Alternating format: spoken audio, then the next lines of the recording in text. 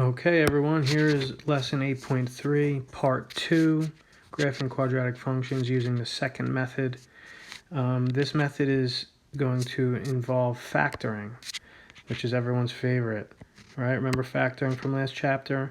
You're going to factor the polynomial and then you're going to solve for the zeros. If you remember how to do that, the zeros are the x-intercepts, so that will give you 2 points that are on the parabola when you do that. And then if you just average those two zeros, that will give you the x value of the vertex. Right in the middle of those two zeros will always be the vertex. And then you could plug that value in to get the y coordinate of the vertex. You could plot them, and then you could just get a couple more points and connect everything. It's real simple.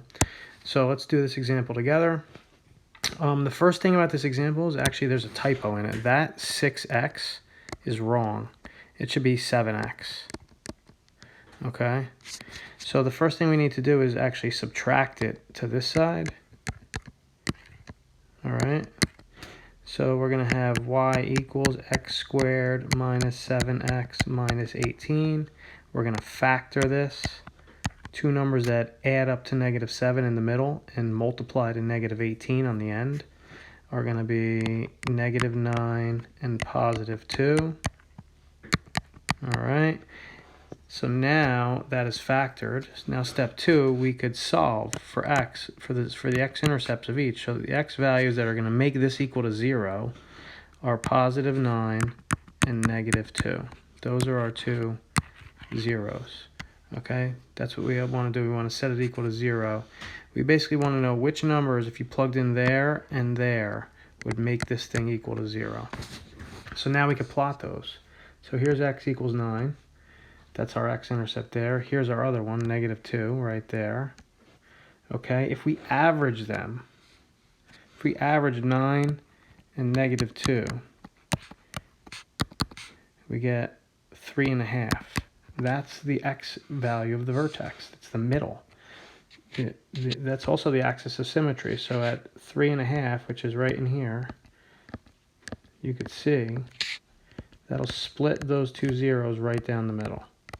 So our vertex is somewhere along that line. So 3.5 comma something. You got to figure out what the y value is of the vertex. So you'd plug in 3.5 into the equation, and you would get, so 3.5 squared minus 7 times 3.5 minus 18. Minus 18. Get my calculator out. 3.5 squared minus 7 times 3.5 minus 18. That comes out to negative 30.25, if I did that correctly.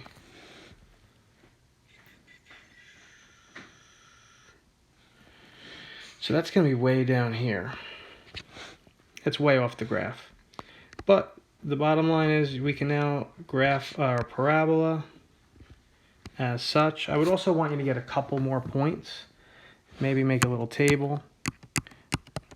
Get a couple more points. Get 5. Usually you should have 5 points total. Okay? So that's how you do it. So you're going to factor, plot the two zeros, find the vertex, draw your axis of symmetry, and then graph your parabola. All right, so I want you to try this slide right here as a checkpoint. Okay, and then in the next video, we'll do these application problems.